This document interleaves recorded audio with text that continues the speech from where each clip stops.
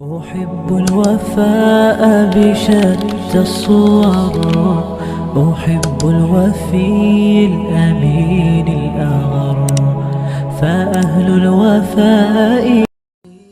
تھوڑا حیا کے خلاف مسئلہ ہے، لیکن آج کی نئی نوجوان نسل جو ہے اس میں بہت زیادہ مبتلا ہو رہی ہے، جس کو اورل سیکس کہا جاتا ہے. اور میں نے جیسے عرض کیا کہ شرعی مسائل میں چاہیے اور اس کو بیان کرنا یہ ہماری ذمہ داری ہے. تو یہ چیز بھی انگریزی فلموں سے اور فحش فلموں سے ہماری نئی نسل میں بہت تیزی سے سرایت کر رہی ہے، اور لوگ اس بارے میں علماء سے بہت زیادہ مسائل پوچھتے ہیں، خواتین بھی پوچھتی ہیں جو اس میں مبتلا ہیں. تو اس کا بھی مسئلہ یاد رکھیں کہ اللہ تعالیٰ نے حالت حیض میں زوجہ سے ہم بستری کو حرام قرار دیا کیونکہ اس میں گندگی ہے. باپ دیکھیں کہ وہ گندگی اس درجے کی نہیں ہے جتنی اورل سیکس میں گندگی ہوتی ہے. اگر اس میں ڈسچارج ہو جائے بندہ، انسان جو ہم بستری کرنے والا ہے زوجہ سے، وہ منہ میں ڈسچارج ہو جائے، تو آپ سوچیں کہ اللہ تعالیٰ شرمگاہ کو گندگی سے بچا رہے ہیں، جس کی وجہ سے حیض کی حالت میں ہم بستری کو حرام قرار دیا. تو منہ جس سے انسان کھانا کھاتا ہے، جس سے کلمہ پڑھتا ہے، اور جو انسان کے جسم میں سب سے اشرف عضو ہے، سب سے زیادہ معزز اور مکرم عضو ہے، اس میں ایسی گندگی کو ڈالنا کہاں سے جائز ہو سکتا ہے، کہاں سے حلال ہو سکتا ہے؟ تو آج بعض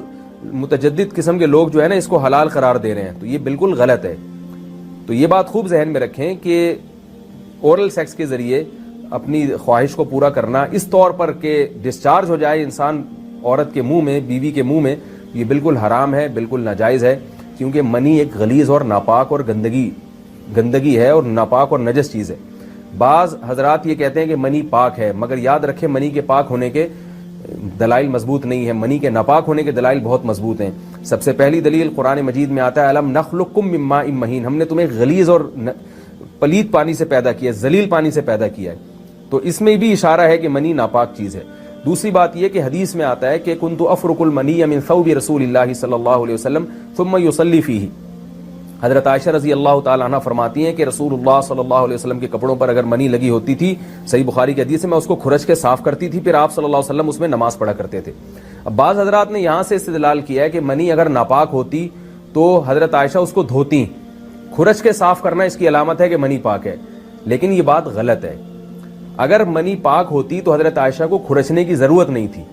بات یہ ہے کہ وہ نجاست جس کا ایک باقاعدی جسم ہوتا ہے اور وہ کھرچ کے جسم سے یا کپڑوں سے الگ ہو سکتی ہے،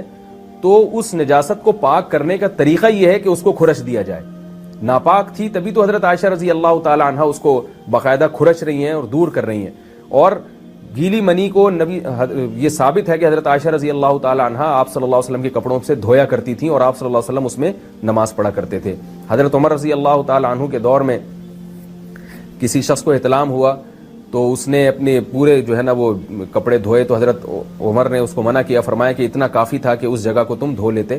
تو اس میں بھی حضرت عمر اس کو باقاعدہ دھونے کا حکم دے رہے ہیں. کسی بھی صحابی نے اعتراض نہیں کیا کہ یا امیر المومنین آپ ان کو دھونے کا حکم کیوں دے رہے ہیں، منی تو پاک ہے. تو منی کے جو ناپاک ہونے کے دلائل ہیں وہ بہت مضبوط ہیں. باقی اس کو جو کھرچنے کا حکم ہے وہ اس لیے کہ منی کے پاک جو اگر خشک ہو جائے تو وہ کھرچ کے بھی پاک ہو جاتی ہے، اس کو پھر دھونا ضروری نہیں ہوتا.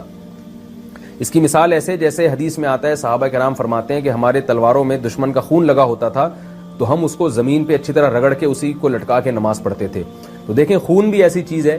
کہ جو سوکھنے کے بعد اس کی ایک پاپڑی سی جم جاتی ہے. تو حالانکہ خون کو بھی ناپاک مانا جاتا ہے، جمہور علماء کے ہاں خون ناپاک چیز ہے، لیکن صحابی کیا کر رہے ہیں، اس کو رگڑ کے زمین پہ اور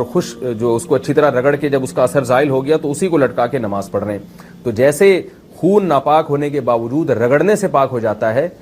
اگر کسی ایسی چیز پہ لگا ہو جو لوہے یا ایسی سخت چیز پہ، تو ایسے ہی منی اگر کپڑوں پہ لگی ہو، خشک ہو جائے تو اس کو اچھی طرح جب کھرچ دیا جائے تو وہ پاک ہو جاتی ہے. لیکن اس سے یہ ثابت نہیں ہوتا کہ منی پہلے سے ہی پاک ہے. ایک اور دلیل منی کے ناپاک ہونے کی یہ ہے کہ جو مدی ہے، ٹرانسپیرنٹ پانی جو مرد کے جسم سے نکلتا ہے، وہ اگر جسم سے نکل جائے تو وضو فرض ہو جاتا ہے، اور منی نکل جائے تو غسل فرض ہوتا ہے. اب یہ کیسی بات ہے کہ مدی کے نکلنے سے جس سے وضو فرض ہو رہا ہے وہ تو ناپاک ہے، اور منی نکلنے سے جب غسل فرض ہو رہا ہے بڑی والی طہارت، اس کو ہم پاک قرار دیں. اس لیے امام ابو حنیفہ رحمہ اللہ تعالیٰ کا مذہب منی کے بارے میں کہ یہ نجاست غلیظہ ہے، اور امام مالک کا بھی یہی مذہب ہے. یہ مذہب بہت دلائل کے لحاظ سے قوی ہے. تو اس لیے عورت کے منہ میں ڈسچارج ہونا یہ بالکل حرام ہے، ناجائز ہے، گندگی ہے، اسلام میں اس کی قطعاً اجازت نہیں ہے۔ اور اگر ان ائمہ کا مذہب لیا جائے جو منی کو پاک سمجھتے ہیں، اس لیے میں یہ عرض کر رہا ہوں کہ بعض حضرات نے اس پہ فتویٰ دیا ہے کہ یہ چونکہ پاک ہے لہذا اگر یعنی کوئی شخص منہ میں بھی ڈسچارج ہو جائے تو یہ بھی جائز ہے۔ یہ 100% غلط فتویٰ ہے، اس لیے کہ جو حضرات اس کو پاک کہتے ہیں وہ بھی اس کو خبائث میں داخل کرتے ہیں، حرام چیزوں میں داخل کرتے ہیں۔ اس کا کھانا یا اس کا منہ میں ڈالنا وہ بھی جائز نہیں کہتے، تو اس لحاظ سے بھی یہ ناجائز ہے اور بہت ساری بیماریوں کا ذریعہ بھی ہے۔ دوسرا مسئلہ یہ ہے کہ اگر کوئی ڈسچارج نہیں ہوتا اورل سیکس کے ذریعے تو اس کا شرعی حکم کیا ہے؟ تو اس کا حکم یہ ہے کہ یہ انتہائی سخت درجے کا مکروہ ہے، ناپسندیدہ عمل ہے، اور اس کے سخت درجے کے مکروہ اور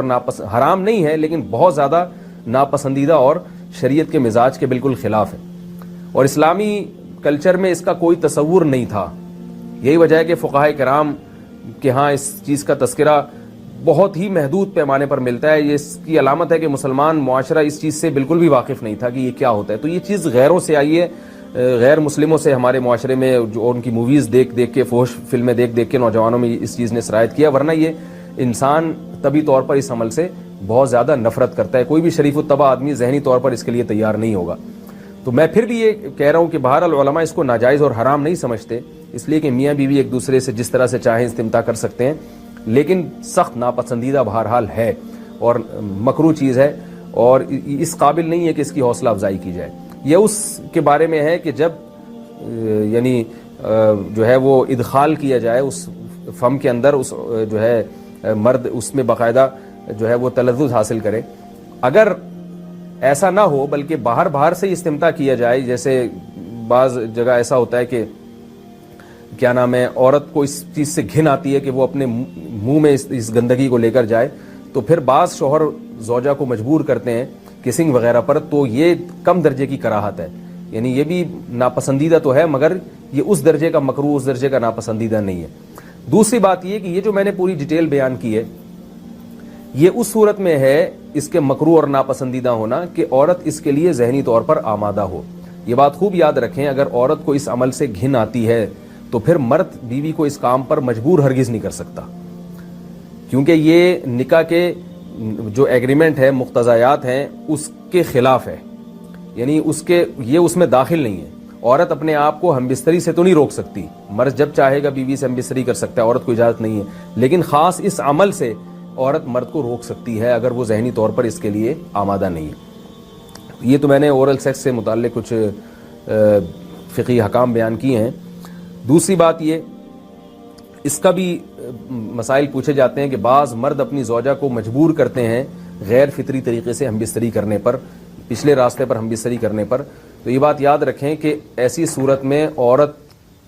پر اصل حکم یہی ہے کہ وہ ایسے مرد سے طلاق لے لے اور اس کو اپنے قریب نہ آنے دے، کیونکہ اس میں نقصان یہ ہوتا ہے کہ اگر عورت اس کام کی مرد کو اجازت دے دے تو کچھ وقت کے بعد اس کی اپنی نیچر تبدیل ہو جاتی ہے، اپنی فطرت بدل جاتی ہے، اور اسے اس غیر فطری کام میں لذت آنا شروع ہو جاتی ہے۔ تو اپنے آپ کو گندگی سے بچانا یہ بہت ضروری ہے، اور اگر وہ یہ سمجھتی ہے کہ طلاق کے بعد اس کے دوبارہ نکاح نہیں ہوگا، اس کی زندگی تباہ نہیں ہوگی، تو پھر سخت مجبوری میں اگر مرد اس کو دھمکیاں دیتا ہے مارنے کی یا طلاق کی، تو ایسی مجبوری میں پھر اللہ کی رحمت سے امید ہے کہ گناہ صرف مرد کے کندھوں پر ہوگا۔ ایک اور علمی نقطے کی بات ہمیں یہ پتہ چلتی ہے اس آیت میں کہ نساؤکم حرث لکم، اللہ تعالیٰ نے نکاح کا بنیادی مقصد حرث بتایا ہے، یعنی نسل بڑھانا۔ تو یہ جو فیملی پلاننگ والے آج جس دعوت کو لے کے چل رہے ہیں کہ بچے دو ہی اچھے، یہ جو پوری دنیا میں ایک تحریک چل رہی ہے، یہ قرآن و سنت کے 100% خلاف ہے۔ قرآن کے واضح نصوص اور احادیث تو اس بارے میں بہت ہی تفصیل سے ہیں۔ میری جو کتاب ہے ایک سے زائد شادیوں کی ضرورت کیوں، اس میں تقریباً 50 صفحے میں نے صرف اسی پر لکھے ہیں کہ اسلام نسل بڑھانے پر بہت زیادہ حریص ہے، اسلام چاہتا ہے کہ مسلمانوں کی نسل بڑھے، اور اس پر جو لوگوں کے اعتراض ہوتے ہیں کہ رزق کی تنگی ہوگی، تربیت نہیں ہو سکے گی، اس تحریر میں ان تمام باتوں کے جوابات ہیں، تو وہ تحریر پڑھی جا سکتی ہے۔ چونکہ یہاں اس تفسیر میں اتنا زیادہ وقت نہیں ہے کہ میں اس 50 صفحوں کی تحریر کا خلاصہ آپ کے سامنے بیان کروں، اس خلاصے میں بھی اچھا خاصا وقت لگ جائے گا۔ تو یہ جو باتیں کی جاتی ہیں کہ رزق کم پڑ جائے گا اور جو ہے وہ لوگ بھوکے مرنا شروع ہو جائیں گے اگر نسل بڑھے گی، یا بعض دفعہ یہ کہا جاتا ہے بچوں کی صحیح طرح سے تربیت نہیں ہو سکے گی، یہ سب غلط باتیں ہیں۔ یہ اس کو کہتے ہیں نقطہ بعد الوقوع، کہ ایک کام الٹا پہلے ہم نے کر لیا ہے، اب اس غلط کام کو صحیح کرنے کے لیے ہم بہانے تلاش کر رہے ہیں۔ تو یہ نسل مسلمانوں میں جو کم ہوئی ہے اس لیے نہیں ہوئی ہے کہ بچوں کی تربیت نہیں ہو رہی تھی، بلکہ یہ میڈیا کے ذریعے جو پروپیگنڈا ہوا ہے اس پروپیگنڈے سے متاثر ہو کر 2 بچوں والی پالیسی پر لوگ آ رہے ہیں۔ اب جب آ رہے ہیں تو اس کے پھر جو ہے نا وہ اس کو صحیح کرنے کے، اپنے غلط کام کو صحیح کرنے کے لیے بہانے تلاش کیے جا رہے ہیں کہ بھئی تربیت نہیں ہو سکتی یا اس آمدن میں ہم گزارا نہیں کر سکتے۔ تو یہ سارے دلائل کا جواب آپ کو میری انشاءاللہ اس تحریر میں ملے گا۔ بہرحال ہم چونکہ مسلمان ہیں، قرآن کو مانتے ہیں، سارے دلائل ایک طرف اور قرآن و سنت ایک طرف، جب اللہ تعالیٰ نے ہمیں بتا دیا کہ نساؤکم حرث لکم، عورت کا بنیادی مقصد دیگر جیسے بہت سارے مقاصد ہیں، ان میں ایک بہت بڑا مقصد کیا ہے کہ وہ نسل بڑھانے کا ذریعہ بنتی ہے، تو اس سے ہم بستری بھی اسی نیت سے ہونی چاہیے کہ تمہارے ہاں اولاد پیدا ہو، نہ یہ کہ اس نیت سے ہو کہ اولاد کو تم روکو۔ باقی اولاد روکنے کے فقہی حکام کیا ہیں، کن صورتوں میں وقتی ضرورت کے پیش نظر اولاد آپ روک سکتے ہیں، وہ ضرورت پڑنے پر آپ علماء سے پوچھ سکتے ہیں، وہ کتابوں میں لکھے